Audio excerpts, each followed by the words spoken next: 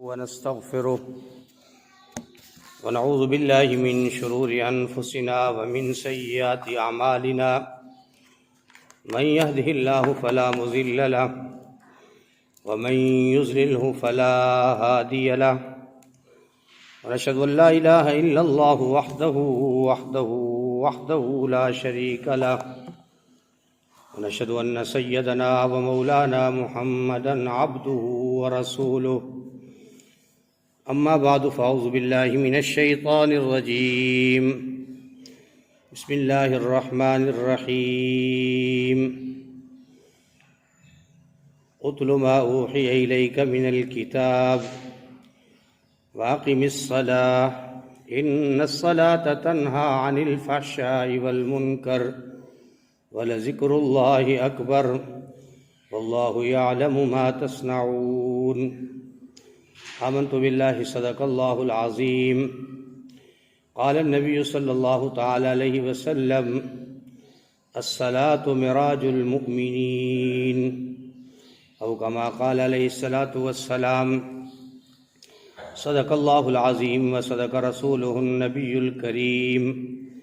ونحن على ذلك لمن الشاهدين والشاكرين والحمد لله رب العالمين سبحانك لا علم لنا إلا ما علمتنا إنك أنت العليم الحكيم رب اشرح لي صدري ويسر لي أمري واحلل عقدة من لساني يفقهوا قولي رب زدني علما رب زدني علما رب زدني علما اللهم صل على محمد وعلى آل محمد كما صليت على إبراهيم وعلى آل إبراهيم إنك حميد مجيد اللهم بارك على محمد وعلى آل محمد كما باركت على إبراهيم وعلى آل إبراهيم إنك حميد مجيد يا رب صل وسلم دائما أبدا على حبيبك خير الخلق كلهم الحمد لله الذي لم يتخذ ولدا ولم يكن له شريك في الملك ولم يكن له ولي من الذل وكبره تكبيرا محترم دوستوں اور بزرگوں، اللہ رب العزت کی مقدس مطہر عظمت والی کتاب قرآن مجید فرقان حمید سے ایک آیت مبارکہ تلاوت کی ہے۔ رحمت دو عالم صلی اللہ علیہ وسلم کے ذخیرہ ارشادات میں سے ایک ارشاد نقل کیا ہے۔ دعا ہے کہ رب العالمین مختصر وقت میں حق سچ کہنے کی توفیق عطا فرمائے، اور جو کچھ کہا سنا جائے ہم سب کو اللہ رب العالمین اس پر عمل کی توفیق عطا فرمائے۔ قرآن کریم کی اس آیت میں اللہ جل شانہ نے دین اسلام میں بنیادی چیز جو نماز ہے اس کے متعلق ارشاد فرمایا کہ نماز اللہ نے مسلمانوں پر دن میں مسلمان مرد عورتوں پر دن میں 5 دفعہ نماز کو فرض کیا ہے، اور قرآن کریم میں 700 مقامات پر اللہ جل شانہ نے نماز کی عظمت کو اور فرضیت کو بیان فرمایا ہے۔ اور نماز دراصل وہ عمل ہے جس کے ذریعے سے انسان اللہ جل شانہ سے بہت سارے انعامات کے لینے کا مستحق ٹھہرتا ہے، بہت سارے اکرام اور اعزازات سے مسلمان مرد عورت نوازے جاتے ہیں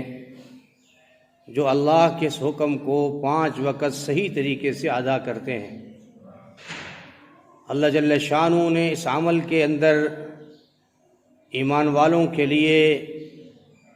روحانی ترقی بھی رکھی ہے، ایمان والوں کے لیے جسمانی صحت بھی رکھی ہے۔ اللہ جل شانہ نے اس عمل کے پورا کرنے والے کے لیے روزی کی آسانی کا طریقہ بھی رکھا ہے، اور آخرت میں جب نامہ اعمال کھلے گا تو نامہ اعمال کے کھلنے میں جو نماز کو شمار کیا جائے گا تو جب نماز پوری نکل آئے گی تو اللہ جل شانہ اپنے مسلمان مرد عورتوں پر، ایمان والوں پر رحم کرتے ہوئے فرمائیں گے کہ ان کی نماز پوری ہے، باقی اعمال کو نہ چھیڑا جائے نہ چھوڑا جائے، باقی اعمال سے درگزر کیا جائے، اس لیے کہ یہ زندگی بھر بالغ ہونے سے لے کر موت تک میرے ہاں دن میں 5 دفعہ حاضر ہوتا رہا اور 5 حاضریاں لگواتا رہا، کبھی قیام میں کھڑا رہا، کبھی رکوع میں کھڑا رہا، کبھی سجدے میں گیا، کبھی اتحیات میں گیا، میری حمد و ثنا بیان کی، میری تسبیحات پڑھی اور میرے محبوب نبی پر آخر میں درود و سلام پڑھتا رہا۔ تو فرمایا کہ یہ وہ عمل ہے جو اللہ کو اتنا پسند ہے۔ اور حضور صلی اللہ علیہ وسلم نے ارشاد فرمایا کہ جو مسلمان مرد عورت 5 وقت کی نماز کے لیے وضو کرتا ہے، فرمایا یہ اتنا بڑا عمل ہے، اتنا بڑا عمل ہے کہ قیامت کے دن حضور اقدس صلی اللہ علیہ وسلم نے ارشاد فرمایا ہر نبی کے امتیوں کی کوئی نہ کوئی پہچان کی علامت ہوگی، تو فرمایا کہ میری امت کی جو سب سے زیادہ ہوگی، کثیر تعداد میں ہوگی اور سب سے بڑی امت ہوگی، ان کی پہچان میدان محشر میں ساری دنیا کے انسانوں کے اندر کھڑے ہونے میں کیا ہوگی؟ فرمایا ان کے اعضائے وضو چمک رہے ہوں گے، ان اعضائے وضو کے چمکنے کی وجہ سے میں اپنے امتیوں کو پہچان لوں گا کہ یہ میرے امتی ہیں، یہ 5 وقت نماز کو ادا کرتے رہے۔ تو میرے محترم دوستوں اور بزرگوں، حضور صلی اللہ علیہ وسلم نے ارشاد فرمایا کہ اسلام کی بنیاد 5 چیزوں پر ہے، ان میں سے 5ویں چیز نماز ہے۔ تو نماز جو ہے انسان اپنے آپ کو سمجھا لے، بجھا لے،